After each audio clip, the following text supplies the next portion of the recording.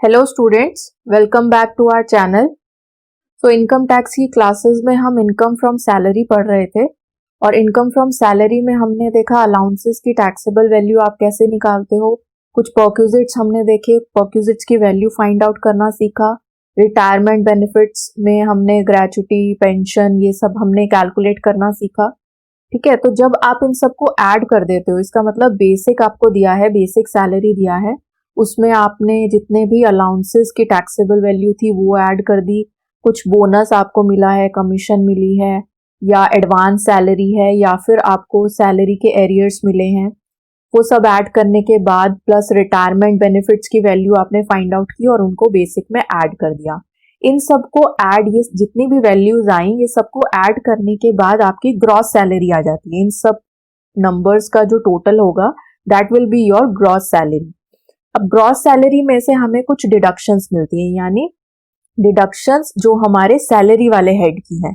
Gross salary में से कुछ आपको डिडक्शंस मिलेगी, उसको आप ग्रॉस सैलरी में से जब लेस कर देते हो तो आपकी नेट सैलरी आ जाती है जिसपे आपको टैक्स पे करना है। ठीक है, तो आज की क्लास में हम वही डिडक्शंस के बारे में बात करेंगे। सैलरी के हेड की कौन कौन सी डिडक्शंस हैं जो आपको ग्रॉस में से लेस करनी होती है, उन डिडक्शंस के बारे में बात करेंगे। साथ ही हम प्रोविडेंट फंड का कंसेप्ट भी देखेंगे। तो आज की क्लास शुरू करते हैं, और क्लास शुरू करने से पहले अगर आपने चैनल अभी तक सब्सक्राइब नहीं किया है तो चैनल सब्सक्राइब कर लेना। वीडियो पसंद आए तो वीडियो को लाइक करना मत भूलना। तो क्लास शुरू करते हैं।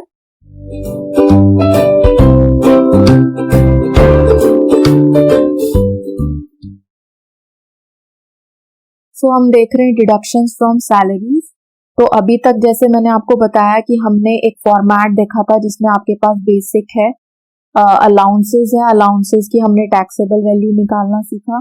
फिर हमने परक्यूजिट्स देखे, रिटायरमेंट बेनिफिट्स देखे। ठीक है, इन सब का आपका जो भी अमाउंट आएगा, इन सब को अगर हम ऐड कर दें तो यहां से जो आपके पास अमाउंट आएगा that will be your gross salary. अब इस ग्रॉस सैलरी में से आपको डिडक्शन मिलती है, यानी इसको नेट में कन्वर्ट करने के लिए ये आपकी फाइनल वो अमाउंट नहीं है जिसपे आपको टैक्स पे करना है। ग्रॉस सैलरी में से आपको डिडक्शन मिलेगी अंडर सेक्शन 16। ठीक है, तो जो भी डिडक्शन मिलेगी वो आप इस ग्रॉस सैलरी में से लेस कर दोगे, फिर आपकी नेट सैलरी आएगी जिसपे आप टैक्स पे करोगे। तो कौन सी ऐसी डिडक्शंस हैं जो आपको ग्रॉस सैलरी में से लेस करनी होती है? तो deductions from salaries covered under section 16। तो टोटल हमारी 3 डिडक्शंस है। Standard deduction under section 16 subsection 1A, entertainment allowance under section 16 subsection 2, professional tax या फिर जिसको हम टैक्स ऑन एम्प्लॉयमेंट भी बोलते हैं, सेक्शन 16 सबसेक्शन 3। ठीक है, तो स्टैंडर्ड डिडक्शन क्या है?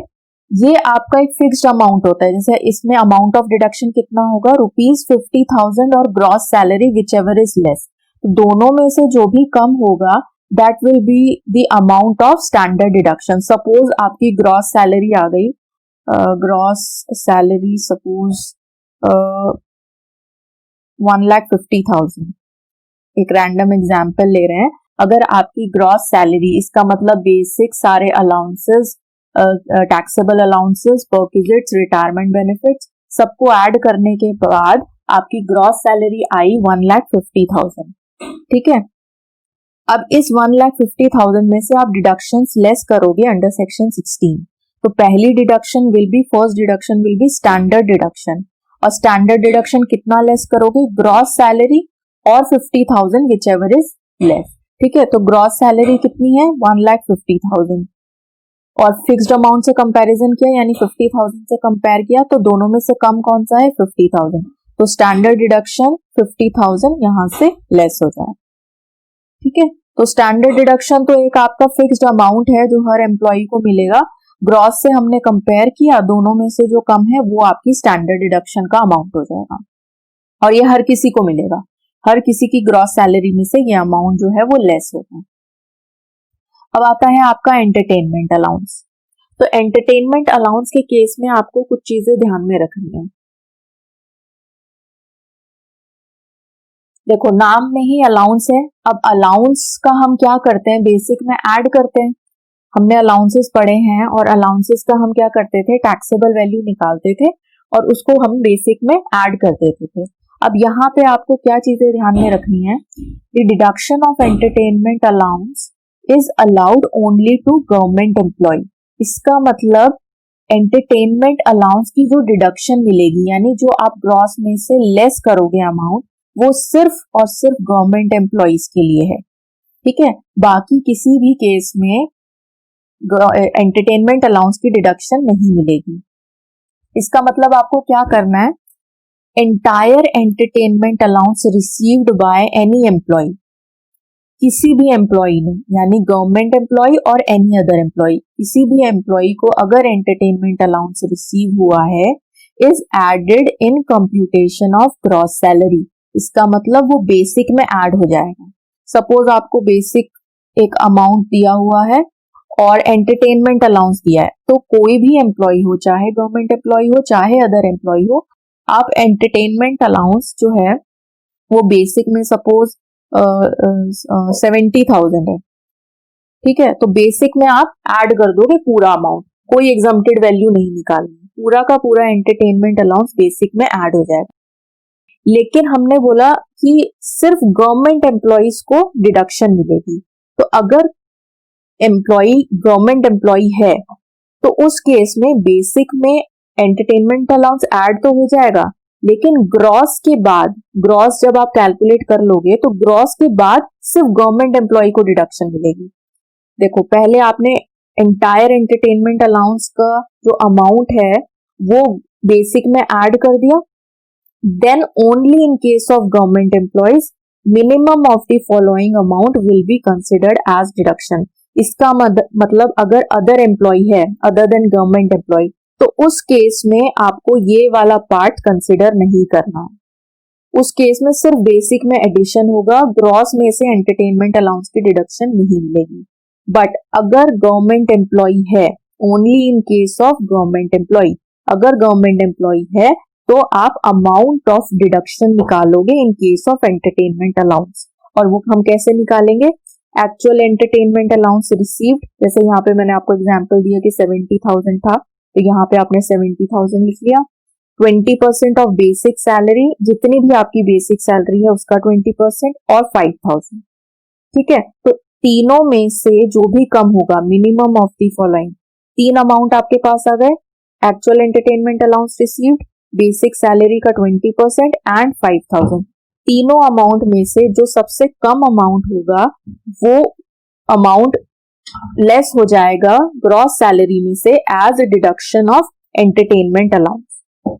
But this will be applicable only in case of government employees. Other than government employees के केस में सिर्फ बेसिक में एडिशन होगा, डिडक्शन कुछ नहीं मिलेगी, ठीक है। तो बेसिक, अगर एंटरटेनमेंट अलाउंस दिया है तो बेसिक के नीचे तो हर केस में लिखना है, चाहे गवर्नमेंट एम्प्लॉय हो या फिर नॉन गवर्नमेंट एम्प्लॉय हो, बट डिडक्शन सिर्फ गवर्नमेंट एम्प्लॉय को देनी है। ओके, तो सेकंड हमारी डिडक्शन हो गई एंटरटेनमेंट अलाउंस, तो इस केस में आपको ध्यान रखना है डिडक्शन सिर्फ गवर्नमेंट एम्प्लॉइज को मिलेगी। फिर आता है आपका प्रोफेशनल टैक्स और टैक्स ऑन एम्प्लॉयमेंट। ये क्या है कि अगर आप एम्प्लॉयड हो, ठीक है, आप किसी भी तरीके के प्रोफेशन में हो या आप वर्किंग हो, जॉब में हो, तो आपको ये टैक्स पे करना होता है, प्रोफेशनल टैक्स, ठीक। ये स्टेट टैक्स होता है, ये सेंट्रल टैक्स नहीं है, स्टेट टैक्स है। तो इस केस में क्या है, आपको क्या ध्यान रखना है, एनी सम पेड, इसकी हमें डिडक्शन मिलती है। डिडक्शन क्यों मिल रही है, जब आप पूरी नेट इनकम पे टैक्स पे कर रहे हो तो अलग से आपकी जो सैलरी है उस पे अगर आप टैक्स पे करते हो तो उसकी डिडक्शन मिलती है। और कितनी डिडक्शन मिलेगी, any sum paid by the assessee on account of professional tax shall be allowed as deduction. जितना भी आपने प्रोफेशनल टैक्स पे किया है, दो नाम से हम बुला सकते हैं, या तो प्रोफेशनल टैक्स बोलो या फिर टैक्स ऑन एम्प्लॉयमेंट हो, एक ही बात है। तो जितना भी अमाउंट आपने एज प्रोफेशनल टैक्स पे किया है, पूरा का पूरा is allowed as deduction from your gross salary. Suppose आपने 5,000 पे किया है एज प्रोफेशनल टैक्स, तो जितनी भी आपकी ग्रॉस सैलरी आई है उसमें से 5,000 लेस हो जाएगा, ठीक है। तो यहाँ पे हमें कोई विच एवर इज लेस या मिनिमम ऑफ द फॉलोइंग जो हम कैलकुलेट करते हैं वो सब कैलकुलेट करने की जरूरत नहीं है, पूरा का पूरा professional tax is allowed as deduction.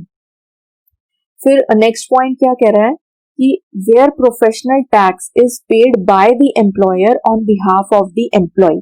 इसका मतलब प्रोफेशनल टैक्स जो पे करने का ऑब्लिगेशन था वो एम्प्लॉय का था, लेकिन एम्प्लॉय के बिहाफ पे एम्प्लॉयर ने पे कर दिया। इसका मतलब एम्प्लॉय के लिए तो वो बेनिफिट हो गया, ठीक है, एक तरीके से पॉजिटिव हो गया कि अगर एम्प्लॉय का कोई ऑब्लिगेशन हो और वो एम्प्लॉयर पे कर दे तो वो एम्प्लॉय के लिए बेनिफिट है। तो जहां पे प्रोफेशनल टैक्स एम्प्लॉयर ने पे किया ऑन बिहाफ ऑफ एम्प्लॉय, तो क्योंकि एम्प्लॉय के लिए वो बेनिफिट हो गया, तो जो भी एम्प्लॉय के बेनिफिट क्या होते हैं उसका हम क्या करते हैं, बेसिक में ऐड कर देते हैं। तो the amount will first be included in the calculation of gross salary as a perquisite, ठीक है। तो जितना भी, जैसे मैंने आपको एग्जांपल दिया कि 5000 का प्रोफेशनल टैक्स था, तो 5000 का प्रोफेशनल टैक्स अगर एम्प्लॉय ने खुद पे किया है तो वो पूरा अमाउंट आपकी ग्रॉस सैलरी में से लेस हो जाएगा।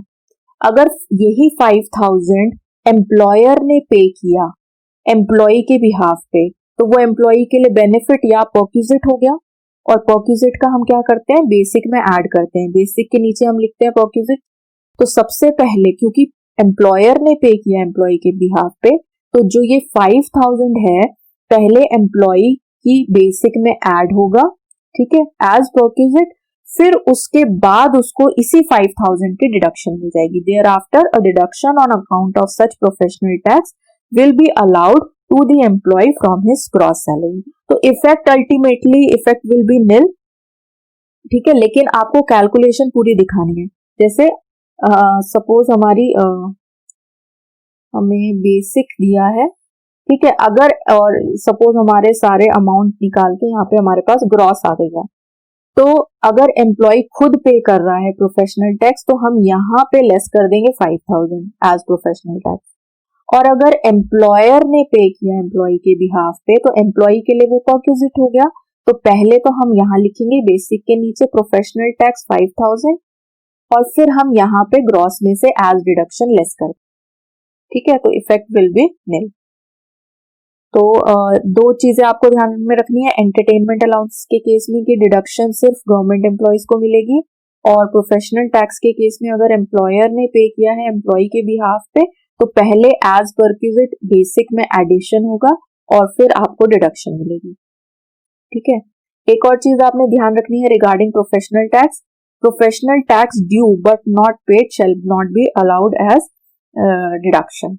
यानी प्रोफेशनल टैक्स ड्यू हो गया लेकिन आपने पे नहीं किया है तो उसकी डिडक्शन नहीं मिलेगी, सिर्फ प्रोफेशनल टैक्स पेड जो है, जो भी प्रोफेशनल टैक्स आपने पे किया है सिर्फ उसी की डिडक्शन मिलेगी, ठीक है।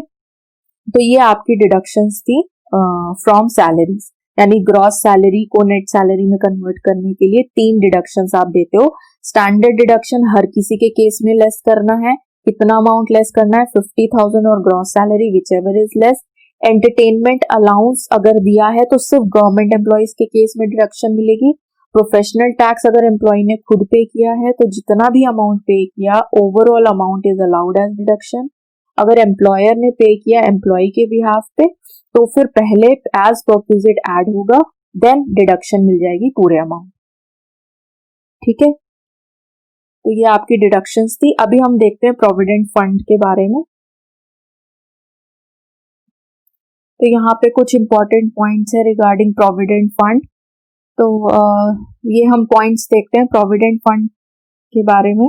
Certain sum is deducted by the employer from the employee's salary as his contribution to the provident fund every month.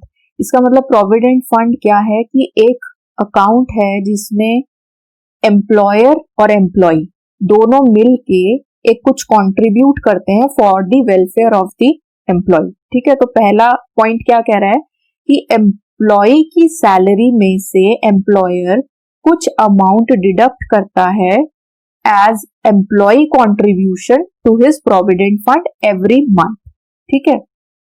Second point is employer also contributes a certain percentage of the salary of the employee to the provident fund. इसका मतलब एक contribution है इस contribution में दो लोगों का amount है, एक हो गया एम्प्लॉय और एक हो गया एम्प्लॉयर।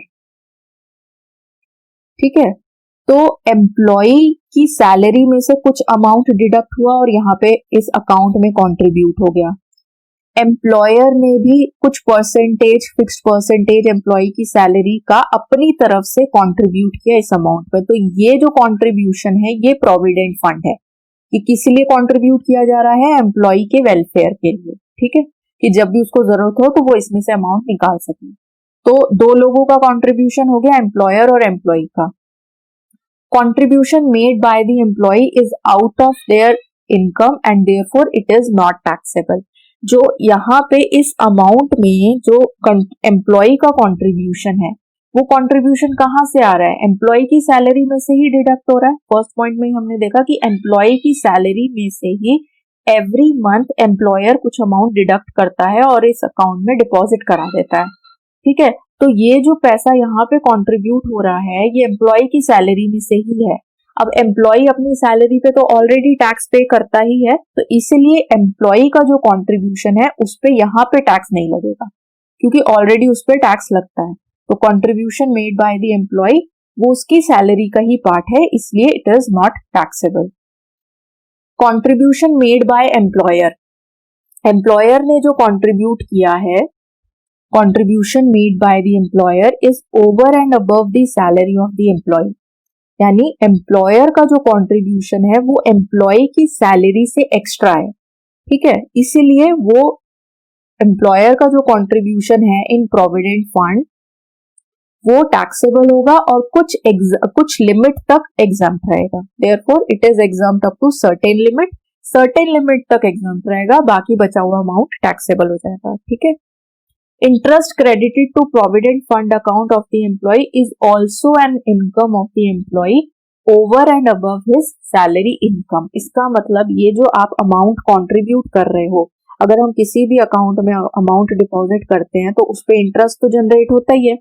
ठीक है, तो टोटल आपके पास तीन इनकम है, एक एम्प्लॉय का कंट्रीब्यूशन, एक एम्प्लॉयर का कंट्रीब्यूशन और फिर इन दोनों के कंट्रीब्यूशन पे जो इंटरेस्ट जनरेट हो।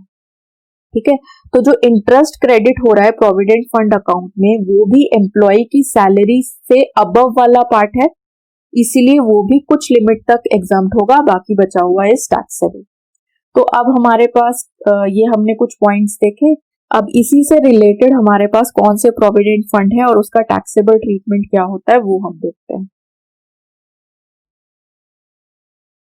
सो यहाँ पे हमारे पास चार तरीके के प्रोविडेंट फंड है। Statutory provident fund, SPF is statutory provident fund, recognised provident fund, unrecognised provident fund and public provident fund. ठीक है, तो मैंने आपको अभी बताया कि तीन हमारे पार्ट्स होते हैं, एम्प्लॉय का कंट्रीब्यूशन है, एम्प्लॉयर का कंट्रीब्यूशन है and interest on provident fund है। ठीक है, तो तीन पार्ट्स हो गए आपके। अब इन तीनों अमाउंट्स का क्या टैक्सेबल ट्रीटमेंट होगा under different types of provident fund, ये एक टेबल में मैंने आपको समझाया है। तो सबसे पहले देखते हैं एम्प्लॉय का कंट्रीब्यूशन। इसका मतलब अगर एम्प्लॉय कंट्रीब्यूट कर रहा है अंडर स्टैट्यूटरी प्रोविडेंट फंड तो उसको डिडक्शन मिलेगी अंडर सेक्शन 80C। ठीक है, deduction under section 80C is available.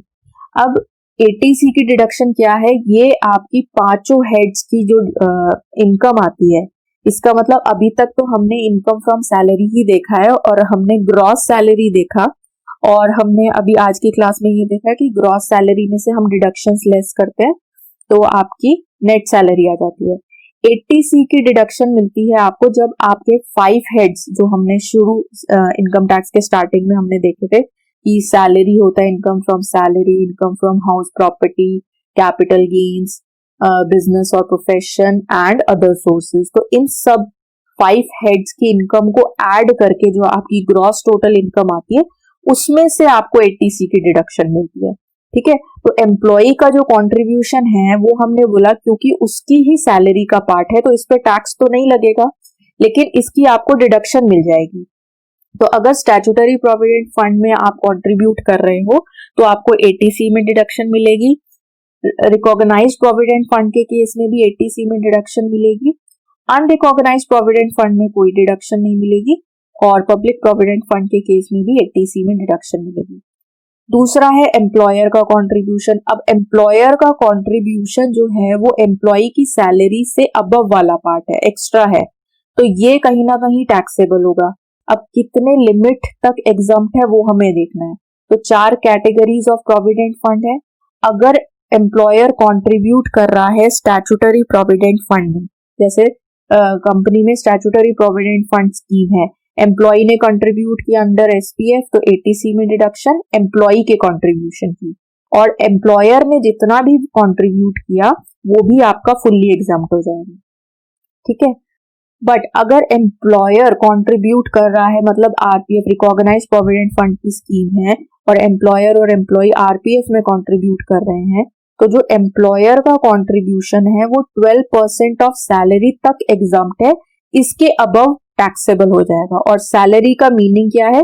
Basic plus DA, आपका रिटायरमेंट बेनिफिट वाला part as per the terms of employment, plus commission fixed percentage of turnover. तो ये हम बहुत बार सैलरी का मीनिंग देख चुके हैं, तो ये मुझे दोबारा से एक्सप्लेन करने की जरूरत नहीं है। तो इस सैलरी की डेफिनेशन के अकॉर्डिंग आप सैलरी निकालोगे, उसका 12% जितना भी होगा उतने अमाउंट तक एग्जम्प्ट है, उसके अबव जो अमाउंट होगा अंडर आरपीएफ इज टैक्सेबल, ठीक है।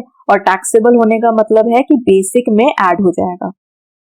और एम्प्लॉयर का contribution under URPF is not taxable, और पीपीएफ में एम्प्लॉयर का कंट्रीब्यूशन नहीं होता है। पब्लिक प्रोविडेंट फंड ये जो स्कीम है ये ऐसी है जो कोई भी यहाँ पे डिपॉजिट कर सकता है, ठीक है।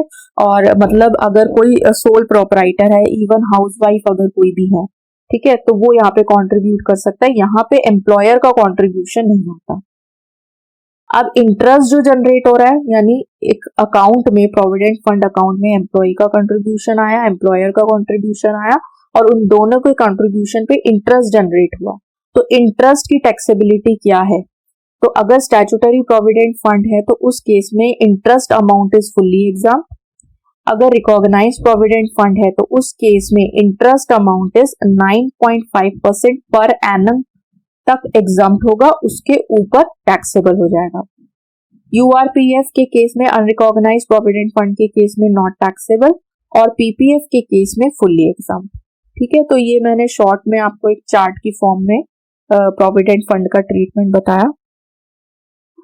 इस क्लास को हम यहीं पे फिनिश करते हैं। अब नेक्स्ट क्लास में हमारा सैलरी के जो भी हमने कंसेप्ट देखे, basic, allowances, perquisites, retirement benefits, आज की क्लास में deductions and this provident fund, ठीक है। तो नेक्स्ट क्लास में हम एक फुल फ्लेज क्वेश्चन देखेंगे जिसमें आपके सारे ये चीजें कवर अप हो जाए, और हम net income from salary, net taxable salary कैसे फाइंड आउट करते हैं प्रॉपर फॉर्मेट में, वो क्वेश्चन हम कवर करेंगे, ठीक है। तो हम अभी इस क्लास को यहीं पे फिनिश करते हैं, हम नेक्स्ट क्लास में मिलेंगे। अगर आपको आज का वीडियो अच्छा लगा हो तो do like, share and subscribe to our YouTube channel और press bell icon for notifications. तो नेक्स्ट क्लास में हम मिलते हैं। Okay, bye bye.